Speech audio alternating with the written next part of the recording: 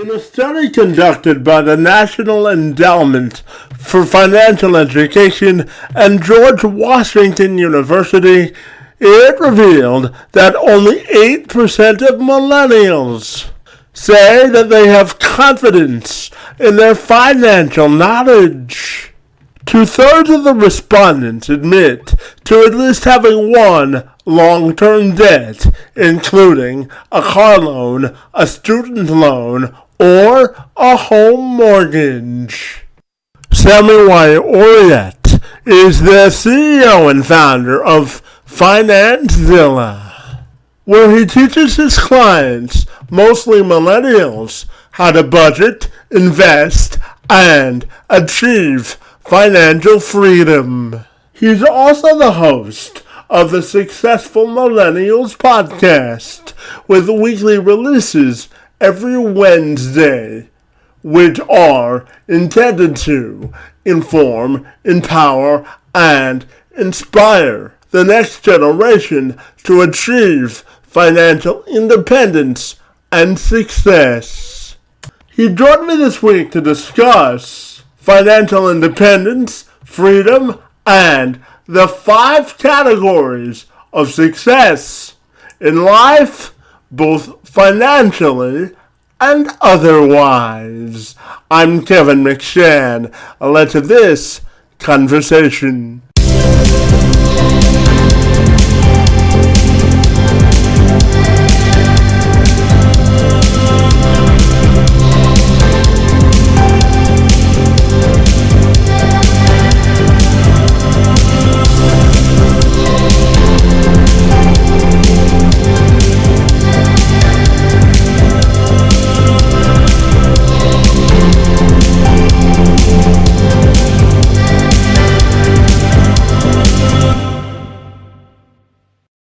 Sammy, if you're ready, I'll take a moment to welcome you to the program, and I'm excited to chat with you all about financial independence. Great to be with you today, Bonnie, and thank you so very much for being here. Of course, yeah, let's do it. Hey, Sammy, you tell me that your life's mission is to help millennials find their financial independence, so I'm wondering if you can tell me all about it, Bonnie. Sure. So, yeah, I think financial independence is the toughest goal, maybe, but it's the one that everybody should strive for because it opens the door for everything else, right? It opens the door for you to free up your time. And if people have the opportunity between working a job that they don't like just to pay the bills versus working wherever they would like, working in their passion and spending time with the people they love, and not having to worry about those bills or those expenses or anything that, life throws at you money-wise, then you really open the door for your ability to develop bigger relationships, better relationships, have more fun, and overall be more happy. So I think the pursuit of financial independence is extremely important to me. And I've found that via budgeting and via having a disciplined approach, you can really get on the tracks as fast as possible and really escalate that situation so that you can enjoy that financial freedom or financial independence as early as possible. Yeah, absolutely. And I know your mission behind Financezilla is to inform and empower millennials to take charge of their financial independence. Isn't that right, buddy? Exactly. Yeah, 100% correct. So I started the company so that I've done it on the side when I was younger, and I figured out how to do it myself, figured out how to budget. And then it was, how can I teach others to do that? Because I figured the power of not having any debt was awesome. But imagine if I didn't have to do anything else, right? So I started the company with a vision to really help inform people. But then I realized, like with social media and a lot of things out there, knowledge is cheap. Information is out there for free a lot of the times. So I really focused the company on the discipline needed to follow that budget, the discipline needed to actually invest. Like, a lot of people know the terms of investing or know the principles of budgeting, but following it is where I feel like a lot of people sometimes struggle. And so the goal of Financezilla is not only to inform you, because I think you need to have a baseline, but then to empower you to believe that you can do it and then build that discipline to actually do it yourself. So that's really the goal of the company. And that's what it's been going on for a couple of years now. Fantastic. And I know that you have 5 keys to success. So I'm wondering if you could share those with me, but don't give away all the secrets. Okay, no, I'm kidding. Go ahead, buddy. Sure. So money is the first category. I think physical and mental health, I rank that as number two. A lot of people have different rankings and it's your own opinion, really. But physical and mental health, because I feel like your body and your mind need to be really on same page, and you need to have that energy, that vitality, and a lot of that comes from your physical aspect of your body, but also, fighting that anxiety, that worry, that fear, that depression in the mental health space is being talked about a lot, rightfully so, these past few years. Career/purpose is the third category, and that's really working in something that you feel passionate on, something that you feel that drives you, something that gives you that fire. If you don't have that, a lot of people will describe things as actively disengaged at work, or a feeling of emptiness when they're working 8, 9 hours a day. They like their job, they don't love their job. Those types of descriptions tend to mean that somebody isn't really working in a purposeful career to them. Relationships, both that's family, that's friends, that's your significant other, that's your kids, etc. Who you surround yourself with, the quality of those relationships are extremely important so that you're not going through this thing we call life alone. And then the final category, happiness, kind of ties it all together, right? Those four categories, in my opinion, are all imperative to have success and continuing to succeed in them in order to be happy the majority of the time. Because we talked about right before we started recording, like happiness is a never-ending pursuit. You have to continue to strive for. You're not going to be happy 100% of the time. Yeah, absolutely. And I know that you take those messages to your podcast, buddy, Successful Millennials. So could you tell me about the platform and how you hope to inspire people by utilizing it, buddy? Sure, I appreciate it. The Successful Millennials podcast kind of started in that vein where when you start getting that level of money, when you start working and you start paying off the debt, and then you're like, okay, what is the point? So that's why I came up with the other four categories. I feel like on different areas of my life that I needed to succeed in. And then it started making more sense the more conversations I had. So the podcast covers all of those categories, and we focus really on disciplinary tips and tactics to improve on them. So if an episode is about budgeting, for example, we'll give you actual tips and tricks of how to be a more successful budgeter. If it's about how to build relationships and friends, for example, I have an episode that talks about how to create a social circle, right, with a friend that I brought on, or in a guest episode. So things that I feel like I have the expertise on, I'll have a solo episode on, but I also have conversations with fellow millennials who are better in areas than I am, because I'm not an expert in all of them, obviously. And we just have conversations on that, but it's really focused on building discipline and building the strategies needed to have success in them. Yeah, and Sammy, I'm curious if we can break bread in the sense of what are 5 key things that anyone watching or listening to this can do as a millennial now to secure their financial independence moving forward? Sure. So the first thing is know your financial picture. A lot of people don't exactly know where their money is going. So the first thing before you even start budgeting, I would say, is track your expenses over 2 to 3 months and write down everything. I mean, if you don't want to write it down in an Excel spreadsheet, there's a bunch of platforms like Mint and plenty of others that kind of pull that together for you. But track your expenses, know where you're at is one. Then develop a budget would be two. Understanding your financial picture would include the debts that you have. And then I think that the best thing is, while you're slowly investing, you find ways to pay off that debt. So if that means you're cutting back on certain things that you don't really care for, those impulse decisions are really the things that I like to target with my clients. And by doing that, for example, one of my favorite tips is I write a shopping list, and that extends to groceries, that extends to clothes, that extends to shoes, etc. Anything I need to go purchase. And I write it down on my list, and then every week I go once. And there's psychological reasons why you only go once when you're not hungry either, right? It's because statistically, every 4 stores Americans enter, they tend to impulse buy 30% of the time, at least at one of them. So you want to limit your times that you're going to certain places because you forgot one thing on the list. So the list coinciding with going only once a week really limits those impulse decisions, which are over 50% of all purchases when it comes to groceries. And that's really what hampers budgets a lot, because you don't really plan for it. You don't really even want it. You just see it and be like, oh, okay, that's cool. Let me grab that real quick. And those things over time add up. So locking down that impulse would be number 4. And then really be intentional about what you want to do with your money. And for me, in the budget spreadsheet that I use, even to this day, I have my top 3 priorities of what I want to do with my money. And I create sinking funds, which is pretty much a fancy way of saying a separate quote unquote cash account. You can even put it in an envelope. You could store it to the side. You can have a monetary number. It doesn't really matter. But it's something that's put to the side so that whenever you want to go, most of my sinking funds are related to travel because I love traveling. But when I want to go on my next trip, okay, I pull out of that sinking fund and I wouldn't have touched anything else.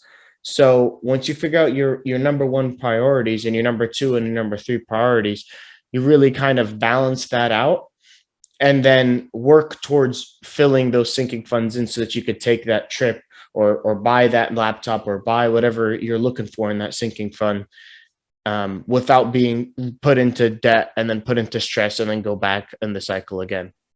Absolutely. And Sammy, I know outside of work that you're an active guy playing basketball. I know you like to hike and do everything outdoors, buddy. So tell me about your passions outside of work, bud. Yeah, like I said, physical health and mental health are, to me, the second most important thing. I was always a sports person growing up. Like I loved watching NBA, NFL, and then I started playing basketball and soccer when I was younger. And to this day, I love playing basketball. I'm a little too old to be playing football now. The tackle wears on you, but hiking and being outdoors, seeing nature is really, really fun. I got into that as an adult. So every time I travel or every time I'm have a few hours, I'll just go out to the nearest mountain or hike and just kind of see what nature has. And it kind of grounds you in one sense, but also you get that exercise in you as well. So I love it, especially around this time. You know, it's a little bit late fall, early December for us. So we still have some leaves coloring and leaf color changing rather. And it's a cool sight to see. So I like to stay out there and stay active because it helps ground me and reflect, as well as, you know, you get a good sweat in. Yeah, absolutely. And I know part of the reason you do all of this is that you want to create a sort of pathway to victory for millennials in all aspects of life. So I'm curious, Sammy, why is that so important to you? It's a great question, Kevin. I think it's because so previous generations were really laser focused, in my opinion, on getting a degree, you know, getting that the status of success, if you will, was that house with the fence, with the swing set, couple of kids, etc., and kind of that sedentary lifestyle, because in previous generations that was a rarity. And they tended to, especially like immigrant parents like myself, tended to really not care about what they wanted in terms of their career. They just did it because of the paycheck to support their family or maybe help their family back home even. And, you know, deal with that types of repercussions happen when you don't get to have that level of fulfillment, when you don't really have an enjoyable life. You're just working and then waiting for the weekends or waiting for your vacation time or waiting till you retire. And I think it's not good. I think our generation has been really, really good actually at taking a step back and looking at, hey, I don't want to wait to live my life until I'm 65. I want to enjoy my life in my 20s when I still have my health and my youth and stuff like that. So sometimes some people skew it all the way and they don't really prepare for their future, but they live in the moment. But there is a healthy balance where you can look and invest for the future, but also enjoy your time now. It just takes a plan, it takes a structure, but you can have it both ways. And that's really what I want to help people to really understand, because it's not worth living life 40 years in a cubicle just to have that gold watch and a pension that doesn't even exist anymore when you're 65. Yeah, sometimes, we have to take life as it comes and enjoy life's moments, don't we? Of course, you got to stop and enjoy the journey as well. Warrayat offered this advice when it comes to managing money if you have a disability. Yeah, I don't know how much it would change, except for the fact that, like you're mentioning, if job opportunities are a little bit more hard to come by, then I would work on building an emergency fund that's a little bit bigger than I would recommend to cushion you for potentially hard times. So for me, what I kind of say is if you're a single person and you work and you don't really have other responsibilities besides yourself and your bills, then I would say like a 3 month, 2 month is perfectly fine. You can roll with that and continue to invest a bunch. As you have, more quote unquote responsibilities that you're with a wife or with kids or something like that, that number will creep up to 4, 5, 6 months. In a case with where job security isn't necessarily high, and that's kind of what I'm getting at from your topic, I would probably recommend, even if you're single, getting it up to like that 4 or 5 month emergency fund. That way you can cushion and not be desperate. Because when you're desperate in a job interview, as a person who's interviewed people as well, you could kind of sense it, and you don't want to judge them for it, but it's kind of human nature. Be like, why are they so like hesitant or nervous or desperate? What are they hiding? So you don't want to have that type of aura around you. And when you're financially stressed, that's like the first thing that comes up out. You need this job, and that's the only thing you come in when you're thinking of the interview. So having a bigger emergency fund, I would say, really helps cushion that type of feeling as well. And Sammy, I used to be an old sports reporter, so when I read that you were a sports fanatic, it brought a smile to my face, buddy. So let's Nice. talk a little sports, buddy. What's keeping your sports interest these days, bud? Oh man, the NFL. I'm a Colts fan. Due to Marvin Harrison, when I was younger, he was my favorite player. And throughout, obviously he retired almost 15 years ago now, but I stayed with the team, and we have our ups and downs, but we got a couple of good players still with Jonathan Taylor and our O line, our defense. So They're on a um, hot streak, so that must be make you happy, right? yeah, we gave up a few games early in the season that we really shouldn't have. That Ravens game, even the Bucks game a couple weeks ago, and one of the Titans games, we should have really won that. So that may come to haunt us down the line. But I think we might make a wild card and make a small little push at the end. So I'm excited for that. And NBA, I'm a Spurs fan, so my My glory sincere days. apologies this week. No, I'm Yeah, kidding. yeah, my glory days are done with that team. It feels like we're in a full rebuild. Popovich is probably going to retire. But the game of basketball has really changed a lot since I grew up, and I think this last year when they changed the rules about the drawing a foul, that has made basketball a lot more fun again, because it was getting too ridiculous with all the free throws and everybody getting to the line 15 times. It wasn't fun, but now it's back. Well, Sammy, I'm a diehard Detroit Lions fan, and I'm just trying to win Oh, a game these days, buddy.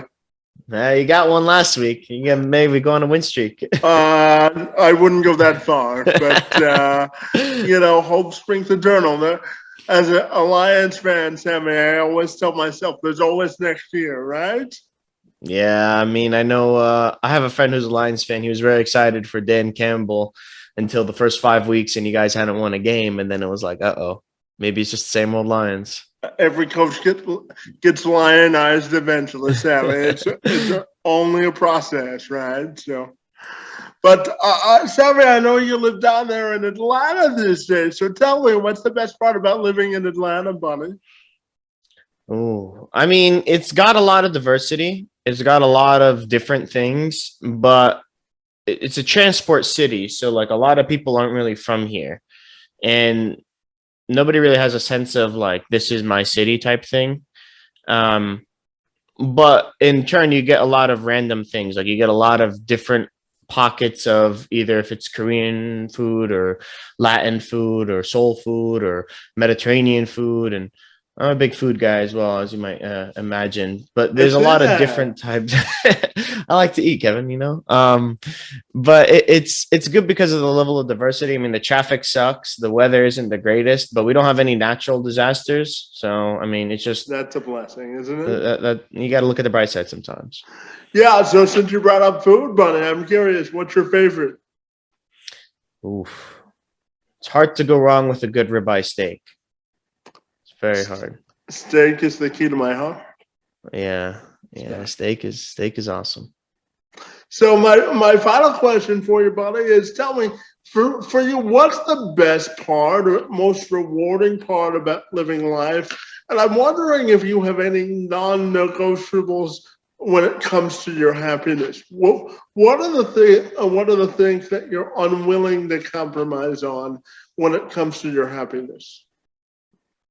I really like that question. I haven't really thought about that, but I would say that one of the most important things to me is understanding like where I'm at, right? So like what that means in a plan, whether that means in a time, whether that means in a structure, but like I want to know if we're gonna do this, let's do it, but not kind of be on the fence on things. So it's really, I guess it's a form of respect, but I don't want to say that everybody wants to be respected. That's non-negotiable. It's a standard, but to me, it's more important, I guess, on the time management and being where you are, that sense of ownership, that feeling that you are following through on what you say. To me, when I do that, I get filled with a sense of pride because that's just the way I like to be considered and I like to carry myself. So it's one of the non-negotiables for me for the people I interact with as well. Yeah, absolutely. And finally, Sammy, tell me if people want to get connected with you, buddy, what's the best way they can accomplish that goal, bud? Sure. I appreciate the time, Kevin. I've had a really fun conversation with you. And the Successful Millennials podcast that we talked about earlier that covers those 5 categories is available on every podcast streaming platform. So wherever you're listening to this one, feel free to move over to that one as well if you want. And episodes get released every week there. If you want to connect with me personally, I have Instagram and then email, really. So Instagram is Financezilla and email is financezilla@gmail.com if you were looking for, either financial tips or coaching. Feel free to reach out there. And because I'm guesting on the show, just reach out and say that you came from Let's Have This Conversation with Kevin, and I'll send you the budget template for free, the same one that I used today, as a thank you to your audience. Fantastic. Well, Sammy, I really appreciate and respect the work that you do to help millennials manage money and become more financially smart and independent. Your time, energy, and efforts on my behalf are most appreciated. And I want to thank you for engaging in conversation with me this afternoon, buddy. Yeah, the pleasure is all mine, Kevin. Thank you so much for your time and the efforts that you do as well.